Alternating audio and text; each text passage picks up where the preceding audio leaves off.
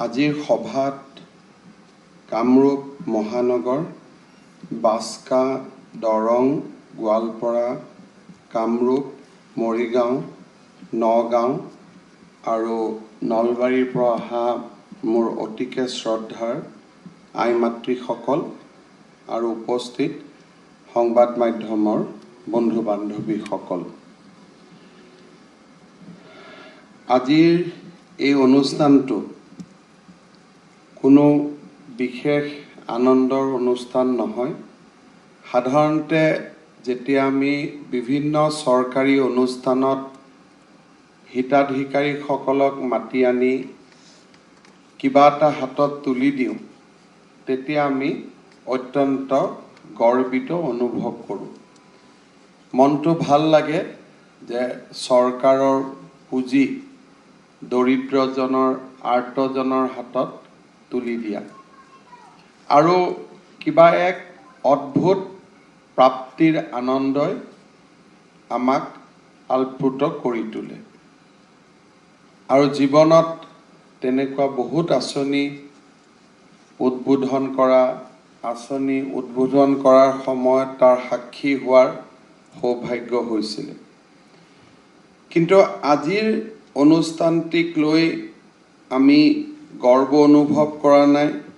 এই অনুষ্ঠানটোক লৈ আমি মনত অত্যন্ত সুখীও নহয়। এইমাত্ৰই হাজোৰ পৰা অহা মোৰ আই মাতৃগৰাকীক চেক তুলি দিওঁতে মাগৰাকীয়ে কৈছে যে চেকখন হাতত লৈ ভাল লগা নাই। কাৰণটো আমি সকলোৱে জানো যে আপোনজনক হেৰুৱাইছোঁ, যিজনৰ লগত সংসাৰৰ এক নতুন যাত্ৰা আৰম্ভ কৰিছিলোঁ, ক'ৰবাত আধাতে সেই যাত্ৰাটো যতি পৰি গ'ল আৰু আমি নিজকে অকলশৰীয়া অনুভৱ কৰিলোঁ। অকলশৰীয়া অনুভৱ কৰাই নহয়, বহুজনৰ আৰ্থিক যিটো সম্বল আছিল, অৰ্থাৎ পিতৃয়ে উপাৰ্জন কৰিছিল, পৰিয়ালত সকলোৱে মিলি ঘৰখন চলাইছিলে, আজি সেই ব্যক্তিগৰাকী আমাৰ মাজৰ পৰা আঁতৰি গ'ল। মই অনুভৱ কৰোঁ যে আপোনালোক সকলোৱে এখন জীৱনৰ এটা দীঘলীয়া সংগ্ৰামত অৱতীৰ্ণ হ'ব লাগিব। কোনোবাই নিজৰ ল'ৰা ছোৱালীক পঢ়ুৱাব লাগিব, কোনোবাই বিয়া দিব লাগিব, কোনোবাই সৰু কোলাত থৈ যোৱা সৰু কেঁচুৱাটোক লালন পালন কৰি আগবঢ়াই লৈ যাব লাগিব। অত্যন্ত দুখৰ দিনত আৰু এটা দুৰ্ভাগ্যৰ সময়ত আমি ইয়াত গোট খাইছোঁ। অকল অসমতে নহয়, আজি সমগ্ৰ বিশ্বত এই COVID-19 মহামাৰী অহাৰ পিছত কিমান পুত্ৰ পিতৃহাৰা হ'ল, কিমান কন্যা পিতৃহাৰা হ'ল, কিমান পত্নী স্বামীহাৰা হ'ল, কিমান দেউতাক মাকৰ বুকুৰ পৰা সন্তান আঁতৰি গ'ল আৰু কিমান দেউতাক মাকে পিতৃ মাতৃক হেৰুৱালে। ই হাজাৰৰ ঘৰ অতিক্ৰম কৰি লাখৰ ঘৰ অতিক্ৰম কৰিব, এনেকুৱা এটা পৰিৱেশো হৈছিলগৈ। সৌভাগ্যৰ কথা যে বিজ্ঞানীসকলে ভেকচিন উলিয়াব পাৰিলে, কিছু ট্ৰিটমেণ্ট উলিয়াব পাৰিলে।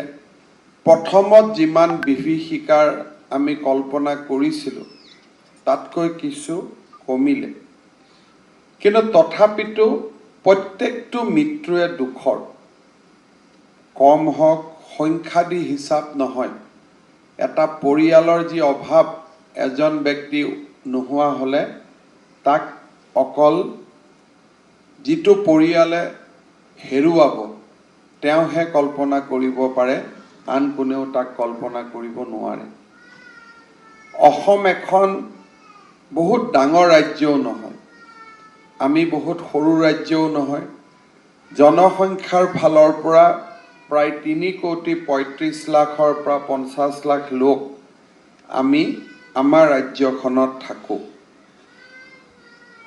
কোভিড দুবাৰ আহিলে, এবাৰ কোভিড আহিলে, মাজত কিছুদিন ই খাম কাটিলে, আমি ভাবিলোঁ এতিয়া আমি স্বাভাৱিক জীৱন যাত্ৰালৈ উভতি যাম।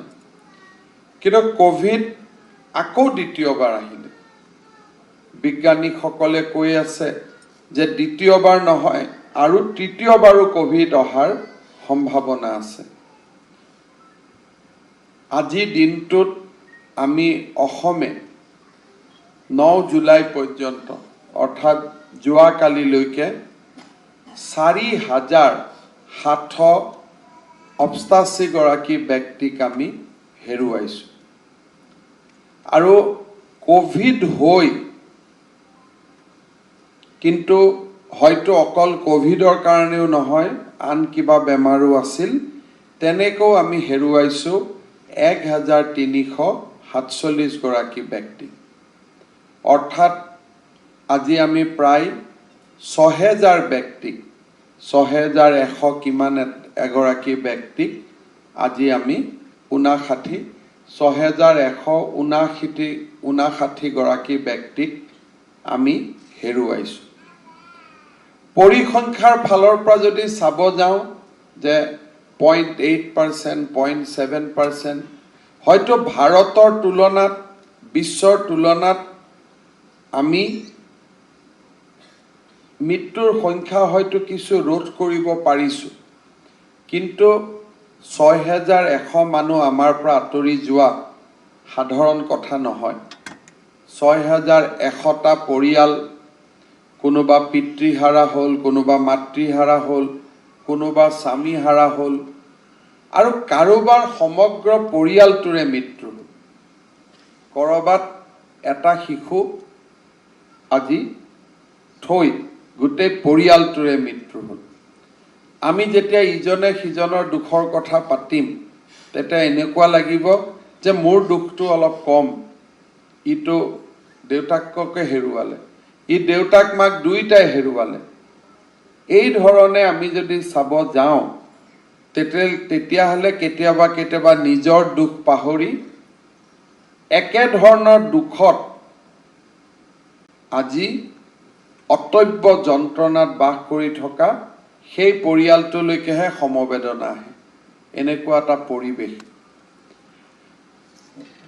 আমি চৰকাৰৰ ফালৰ পৰা যিমানখিনি কৰিব পাৰোঁ, আপোনালোকে জানে কোভিড যেতিয়াৰ পৰা আহিলে দোকান পোহাৰ, ব্যৱসায় বাণিজ্য একোৱে সন্মুখত নাই। চৰকাৰৰ ৰাজহ বুলিবলৈ এক প্ৰকাৰ যোৱা এটা বছৰ আমি একোৱে কৰিব পৰা নাই।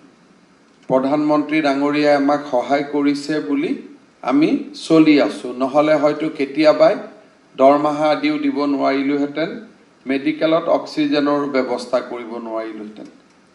তথাপিতো ৰাজ্যখন চলিছে। এই পৰিৱেশৰ মাজত যোৱা 10 তাৰিখে যিসকল শিশু অনাথ হ'ল, দেউতাক মাক আঁতৰি গ'ল এই পৃথিৱীৰ পৰা, তেওঁলোকক আমি মাহত 3,500 টকা কৰি পোৱাৰ এটা ব্যৱস্থা আমি কৰি দিছিলোঁ। আৰু এই পুঁজিও বেলেগ নহয়।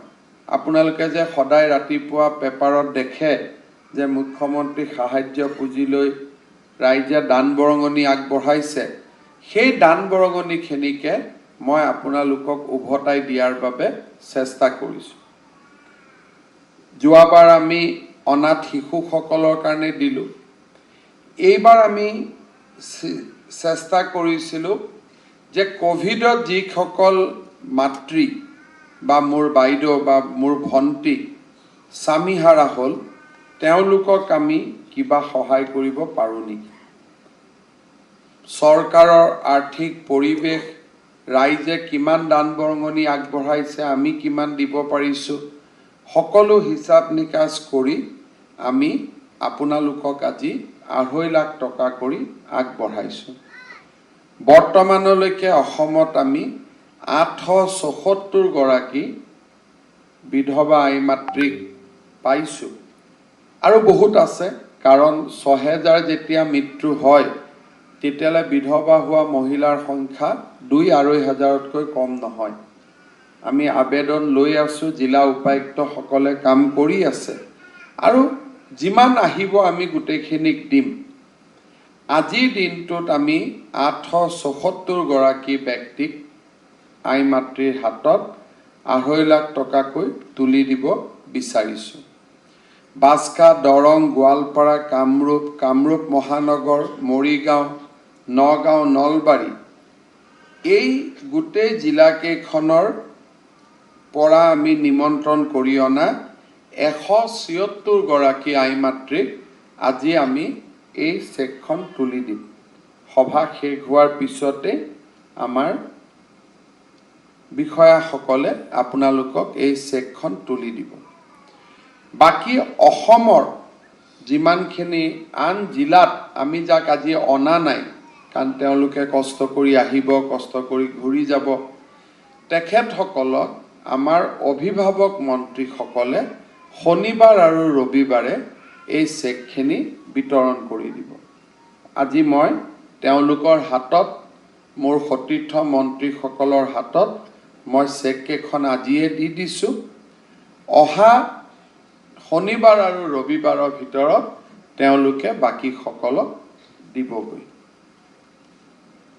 ইয়াৰ উপৰিও এইবাৰ মই বিত্তমন্ত্ৰী ডাঙৰীয়াক কৈছোঁ যে মুখ্যমন্ত্ৰী সাহায্য পুঁজিৰ পৰা অনাথ শিশু বিধৱা মাতৃসকলৰ কাৰণে যিমান পৰা হৈছে কৰা হৈছে, কিন্তু চৰকাৰে আন যিসকল থাকি গ'ল, অৰ্থাৎ কাৰোবাৰ পৰিয়ালত সন্তানৰ মৃত্যু হৈছে, কাৰোবাৰ পুৰুষ, কাৰোবাৰ মহিলা, বাকী যিসকল আমাৰ হাতত থাকি গ'ল প্ৰায় 5,000 ব্যক্তি, এই 5,000 ব্যক্তিকে মই বিত্তমন্ত্ৰী ডাঙৰীয়ানীক কৈছোঁ যে এইবাৰ বাজেটত অকণমান হ'লেও কিবা পুঁজি এটা ৰাখিব, যাতে আমি প্ৰত্যেকগৰাকী ব্যক্তিক কিবা এটা আমি সহায় কৰিব পাৰোঁ।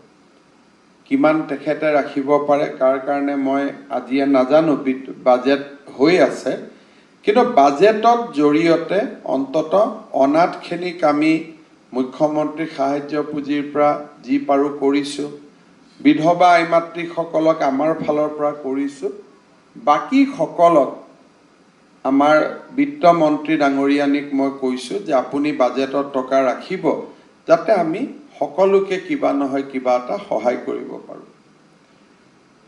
গৌৰৱ কৰাৰ ক্ষণ নহয়, কিন্তু অসমবাসী ৰাইজে অন্ততঃ আশ্বস্ত হ'ব যে ভাৰতৰ আন ৰাজ্যই এই কাম হাতত লোৱাৰ আগতেই আমি অন্ততঃ অসমে কিছু এই দিশত কাম আগুৱাই লৈ যাবলৈ সক্ষম হৈছোঁ।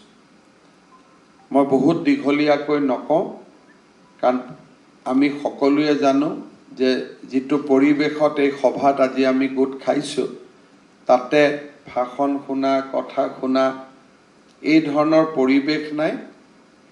সকলোৱে আমি ভগৱান, আল্লাহ, গড যোনেই নহওক কিয়, আমি নেদেখাজনৰ ওচৰত প্ৰাৰ্থনা কৰিছোঁ যাতে আমাৰ আপোনজনে তেখেতৰ ওচৰত যোৱাৰ পিছত তেখেতৰ শ্ৰী চৰণত যাতে স্থান পায়।